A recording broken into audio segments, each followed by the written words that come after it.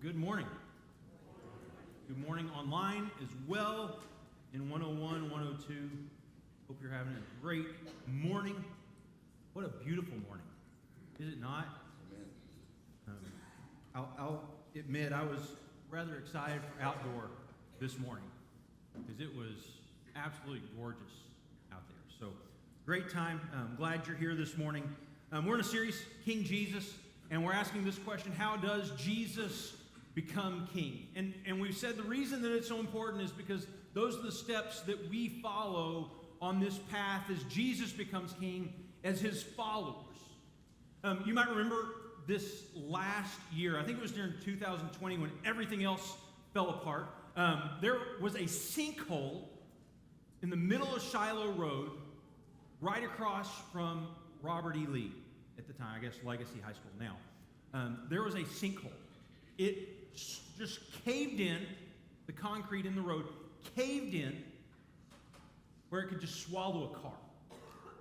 Right, and you've seen those before, right? A sinkhole where you'll look on the news and there is a car sitting inside this sinkhole and people are badly hurt because they fell into it. And what's interesting is you watch the news stories on those occasions, they'll say, just suddenly the ground opened up and the cement caved in and collapsed. And you think about it, that didn't just happen. That's been happening for a long, long time. The ground underneath is eroding to the point that you get a heavy rain and it puts so much weight and pressure on the concrete that it finally collapses. There was something there below the surface that no one could see and no one knew about, but was going to have a significant outcome on the life of that concrete, and possibly a significant outcome on the life of someone driving across that concrete. Isn't it amazing how things can happen below the surface that you never see until it's too late? Things can happen that no one knows about, no one sees, no one detects until it's too late. My guess is you've had moments like that in your life,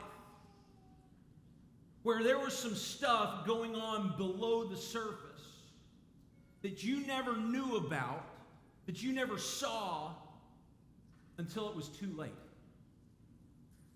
Maybe it was an affair. Maybe it was stepping into an addiction.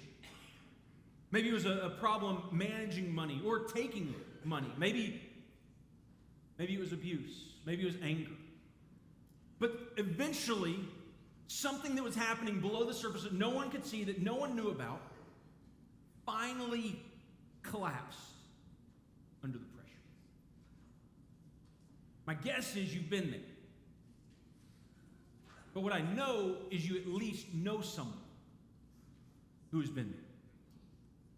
And so in this morning, as we deal with this question, how does Jesus become king? I want to kind of get below the surface. I want to look at what's going on underneath in these stories. So we're going to start in Mark 14. And it says this: Now the Passover and the festival of unleavened bread were only 2 days away. And the chief priests and the teachers of the law were scheming to arrest Jesus secretly and kill him. But not during the festival, they said, or people may riot. Just real quickly, there are hundreds of thousands of people coming to Jerusalem for Passover. Right? The city is full, and there were riots throughout the city during a Passover festival. Going on, verse 3. While he was in Bethany, reclining at the table in the home of Simon the leper. How would you like to have that name? Hi, I'm Simon. I'm a leper. This is my house, the house of Simon the leper. But my guess is, with all of these people here eating at his table, Simon the leper is no longer a leper. My guess is that Simon has been healed. My other guess is that Jesus is probably the one that healed him.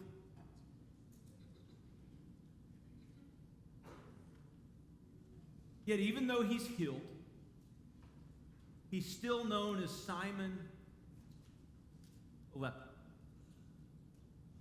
How would you like to constantly be known as what you used to be? How would you like to always be known as what you did in the past? The big mistake. It's walking around with the scarlet letter. And my guess is there are some of you here that live that every day. The divorced one. The addicted one. But for Simon, it's this disease that defined him.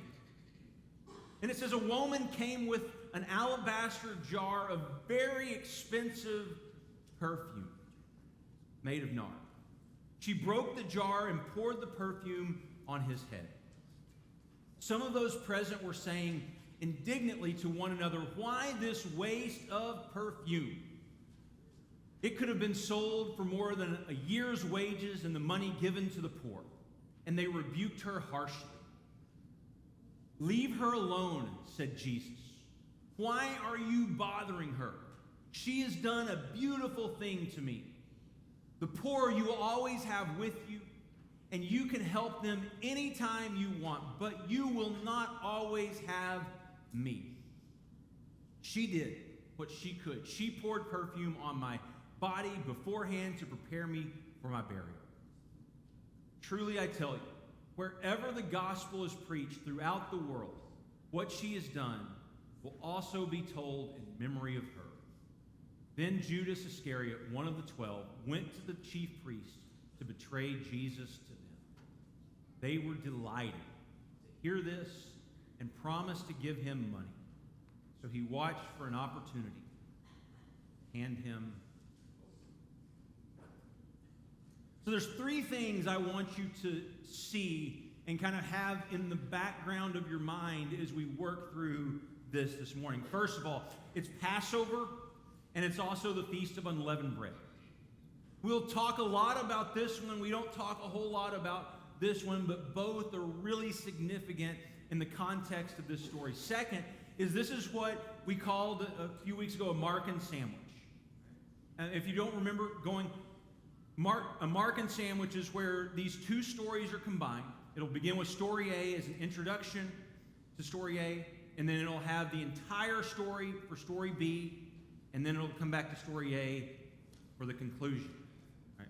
And so here's what happens. They're scheming against Jesus. Judas betrays Jesus. So it's all about betrayal. And then here in the middle, Jesus is anointed. And the reason this is significant, remember, the reason this is significant is because our understanding of the story is impacted by the fact that they're told together. So Jesus talks about cursing a fig tree, and then they see the fig tree, but here in the middle, Jesus curses the temple. And the stories were tied together, and them being tied together affected the meaning. And so that's happening again right here. Is they're scheming against Jesus. Judas is going to betray Jesus, but here in the middle, Jesus is anointed. And then the third thing is contrasting stories. If you'll remember back a couple weeks ago, we talked about the contrasting story of the long flowing robes of the Pharisees and the religious leaders, and then this poor widow who throws in these 2 copper coins. These stark contrasts in stories. And again, we're going to see those contrasts unfold here. So I'm going to start kind of in the middle of that Markan sandwich with Jesus being anointed. In verse 4, it says this: "Some of those present were saying, indignantly to one another, "Why this waste of perfume? It could have been sold for more than a year's wages and the money given to the poor." And they rebuked her harshly. Their concern is not the poor. As they rebuke this woman, their greatest concern is not, oh, there are poor and oppressed people in this world that don't have something to eat. Right? Their motives, what's happening beneath the surface, is not what it appears to be. There's something below the surface that no one can see, but that's coming out in what they do. Because what this woman does, and one of the other gospel tells us that this is Mary, sister of Martha, brother is Lazarus. It was Mary who sat at Jesus' feet while Martha was making preparations. So it's the same Mary who's breaking this jar of expensive perfume and pouring it over Jesus. The same one who was worshiping him and learning from him there is worshiping and learning from him now. And she breaks this expensive jar and pours it over his head. And the text says it is an extravagant gift because of the cost. The cost of this was more than a year's wages. I mean, can you imagine working for something all year, saving up all your money to purchase it, and then getting rid of it? We don't know how she acquired it, but she has it. And she could have sold it. She could have made a lot of money for herself. Or if you're super spiritual and religious like us, you could have sold it and given it. And so they rebuke her harshly, because this extravagant gift is something they don't understand. Worship is not supposed to make sense.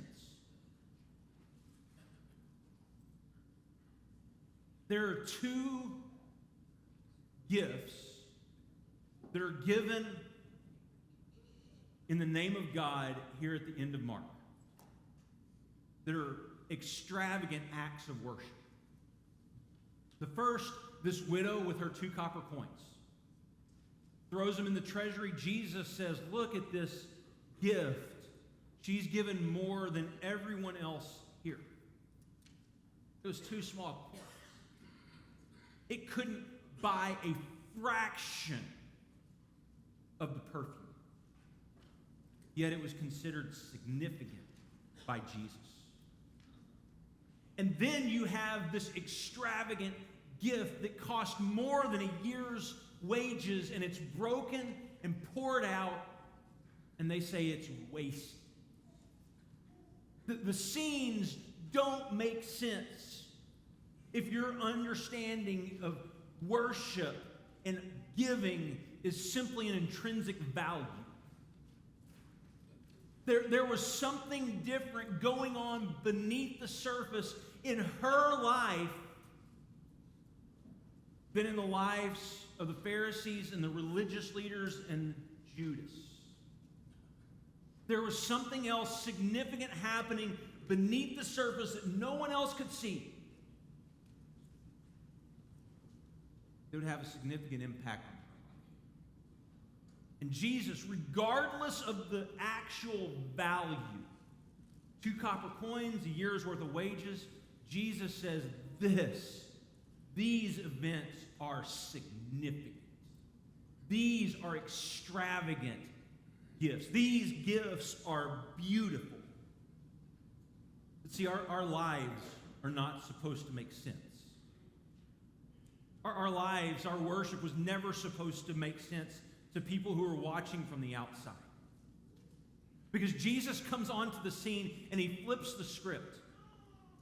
Everything that you believed was true in the world about power and money and prestige and fame. All of that Jesus says, no, that's not how the world actually works. I know you think it does, but that's not how it works. And Jesus flips the script. Because the world tells us sex is a basic need. It's a compulsion you cannot control. It tells us greed is good. It's necessary for survival. It says money is the ultimate measure of success. Meet first, get revenge, cut corners, finders keepers.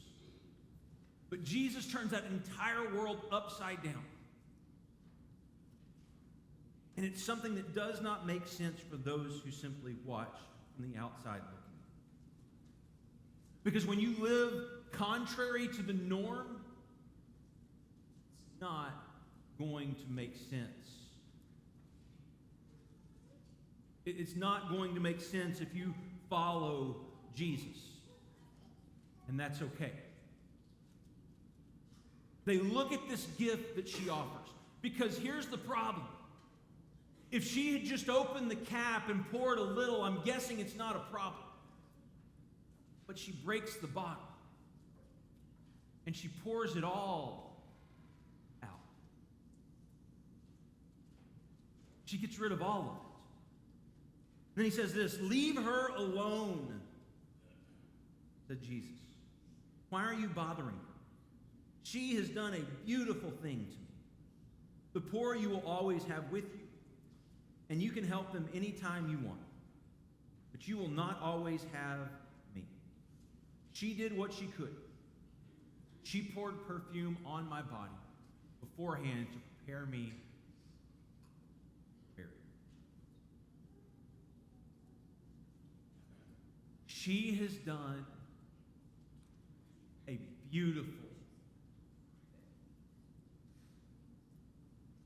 But that beautiful thing she did does not happen if there is not something else significant going on beneath the surface that you cannot see. There was something stirring in her heart. There was something happening within her spirit that if she does not have going on, she does not give this extravagant gift. And I think one of the things that we see in here is what is broken and poured out blesses the world.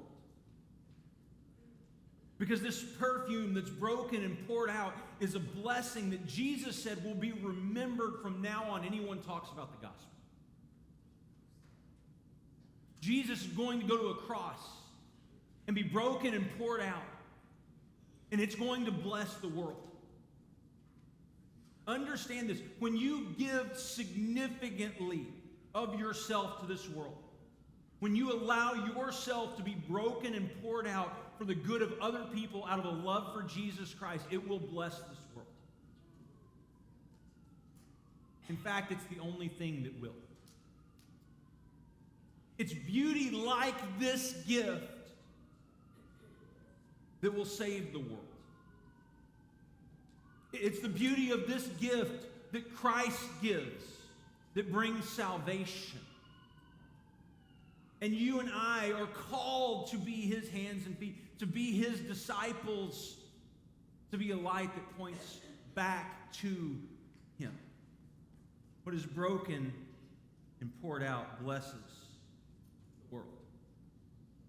Now, if you remember, there's this sandwich. They're scheming against Jesus. Judas betrays Jesus, and then Jesus is anointed here in the middle. And so what's happening here, understand, is happening beneath the surface. It's happening behind the scenes. And if you don't understand the stories as a whole, you miss the significance of the story. It's not just two separate accounts. It's to be understood as a whole. And the problem here is the same problem we've been seeing pop up time and time again from chapter 11 on. That things don't always look to be what they truly are. Things look a certain way, yet don't live up to what they're supposed to be. The temple is supposed to be this place that is a light to the nations, to bring hope and healing to this world. And that was Isaiah's vision, that this river would flow out of the temple and bring healing to the nations. And the temple has failed to live up to that call.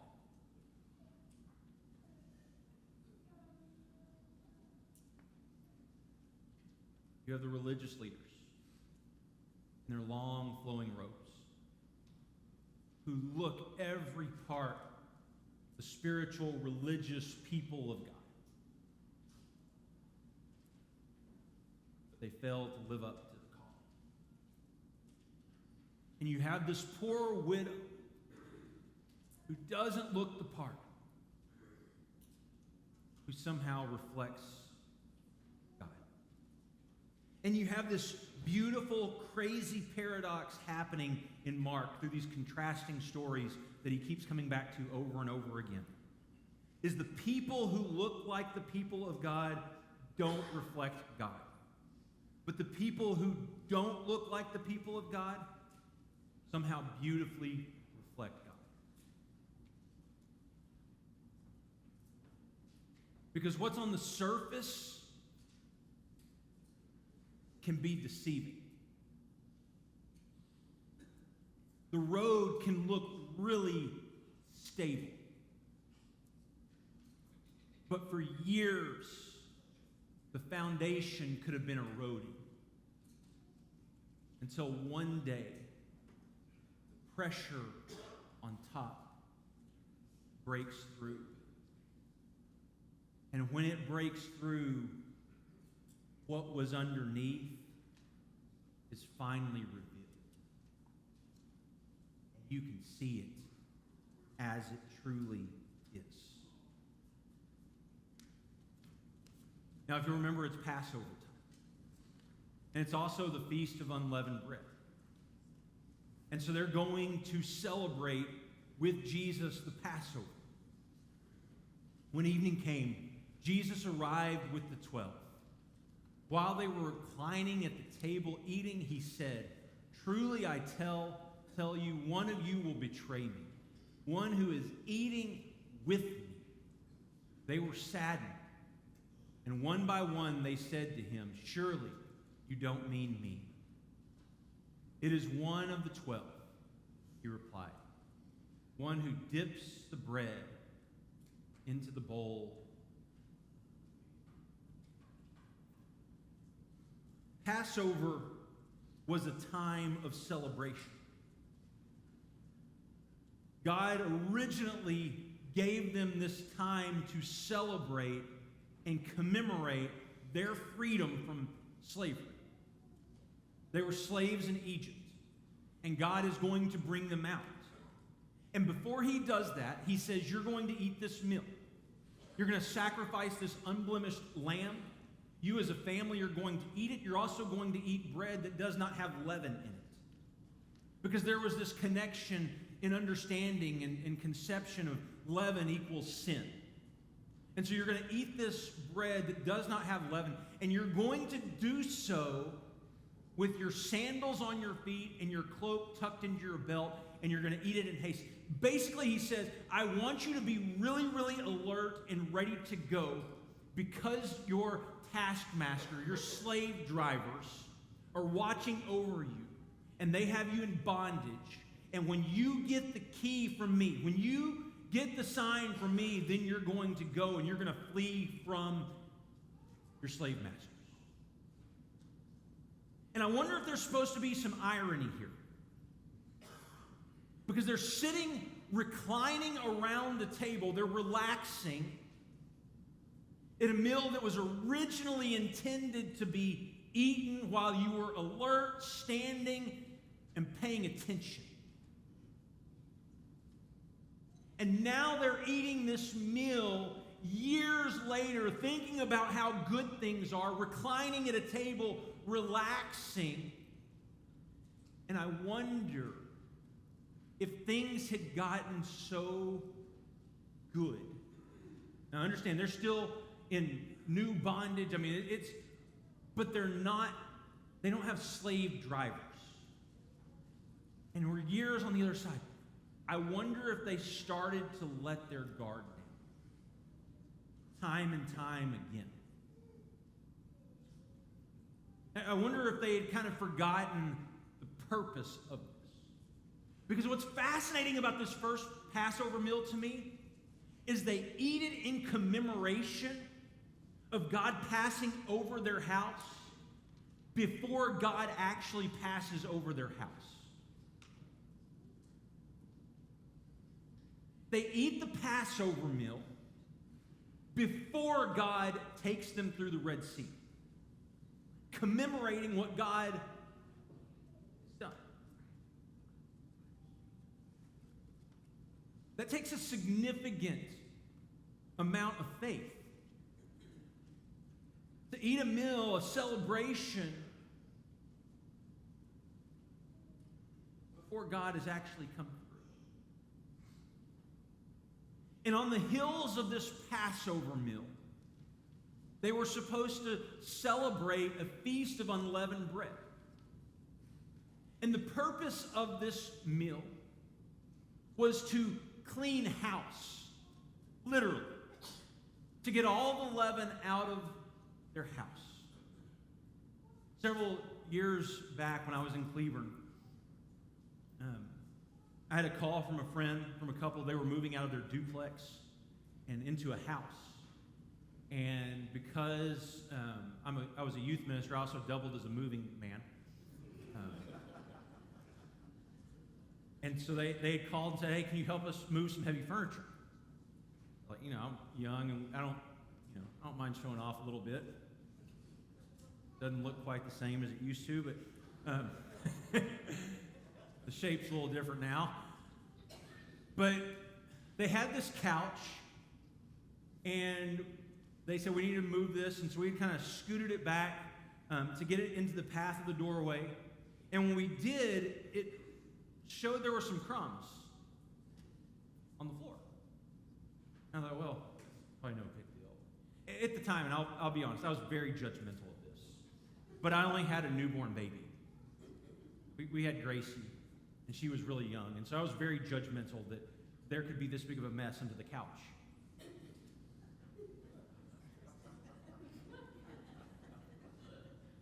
My mind's changed a little since then. But we picked up the couch, and we found the culprit of the crumbs. What started out once as a piece of bread had now become a furry crouton, a massive furry crouton. And it was growing all kinds of disgusting things. Now, I was very judgmental. Didn't say anything, but I just thought, how could you live in this filth? Now we've had 4 kids, I know. So we pick up the couch, we move the couch, and we come back, and no one wanted to touch the bread. No one. So we left it for his wife to clean up. And we went on to move heavy things. But here's the thing. As we slid the couch back, we started to catch a little glimpse of a problem. The crumbs weren't the problem. They just pointed to a bigger problem. Part of this Passover festival that moved the next day into the Feast of Unleavened Bread, which, by the way, began with the Sabbath and ended with the Sabbath. Not a Saturday, but just a day of rest, which on that first day of this Feast of Unleavened Bread, they're all at work, putting Jesus on trial and taking him to a cross. I mean, it's okay you need to follow the rules, but if we find them inconvenient, it's okay, we don't have to. But part of this feast was to get all of the leaven out of your your house. Get it out of the cabinets, get it off the tables, off the floor, even get the crumbs out of the corner. Get the crumbs out of the corners of your house. And so they would begin as a family searching everywhere looking for the crumbs. And they would sweep the floors, and they would get it clean, and then they would celebrate this feast of unleavened bread. Because if you're like me, you know, and if you've had kids, or I guess if you were a kid, any of those apply to you, you know that there's always crumbs in the corner. There's always places that those crumbs tend to hide that can be really difficult to find, that can be really hard to get out, mostly because they're really difficult to see. They're hard to find. I find it ironic that they're celebrating a Passover meal and a feast of unleavened bread, where they should have just swept out and cleaned out their whole house, crumbs and all, of the leaven that represented sin.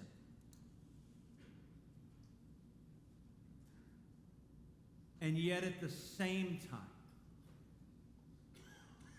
we're willing to put an innocent man on a cross.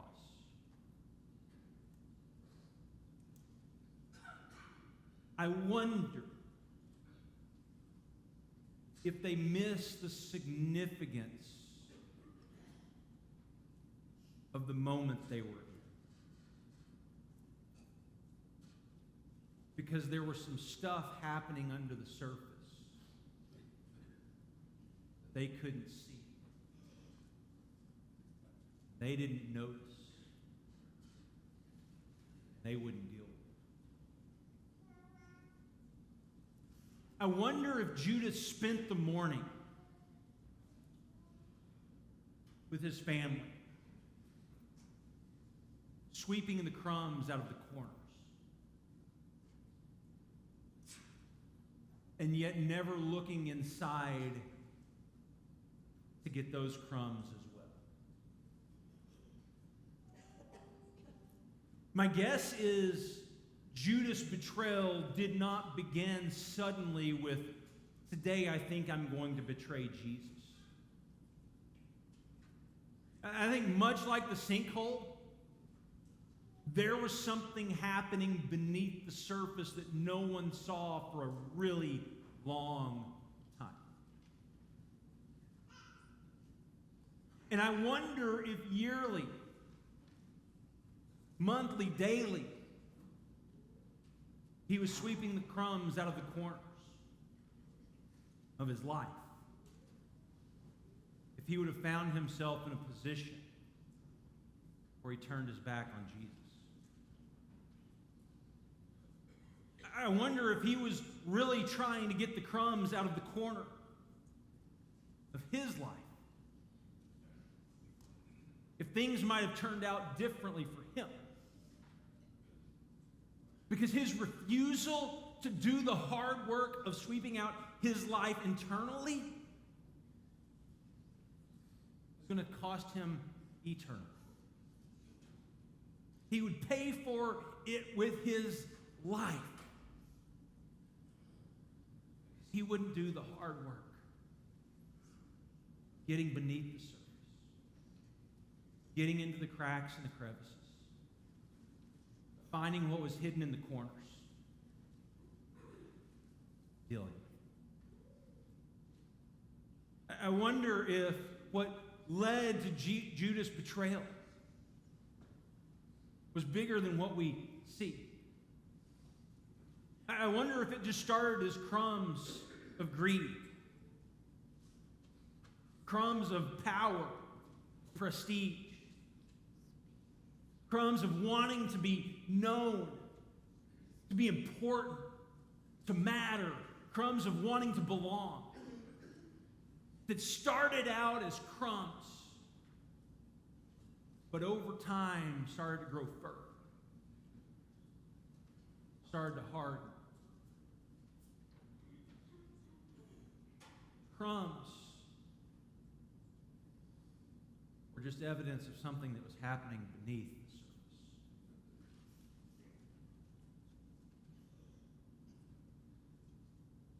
I want to ask a question. When was the last time you looked for crumbs in the corner? And I don't mean in your house. I mean inside. When was the last time you started to look and see if there were crumbs? It was. Crumbs of greed. Crumbs of power. Crumbs that might eventually become an addiction. A debt. Crumbs of hatred. Crumbs of gossip.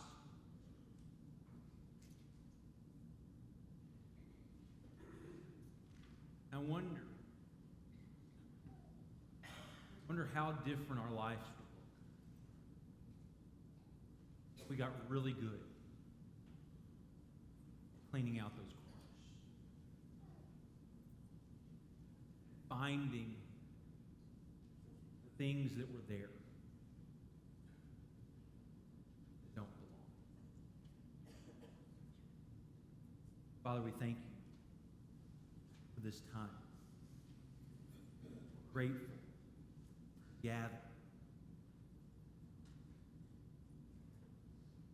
Father, we need your help through your Spirit to help us see. To find those crumbs in the corners of our lives that eventually lead to something bigger. Because we know it doesn't just collapse all at once. We know there's something happening below the surface long before that ever happens. Father, help us. Through your Spirit, reveal to us those crumbs. We pray in Jesus' name.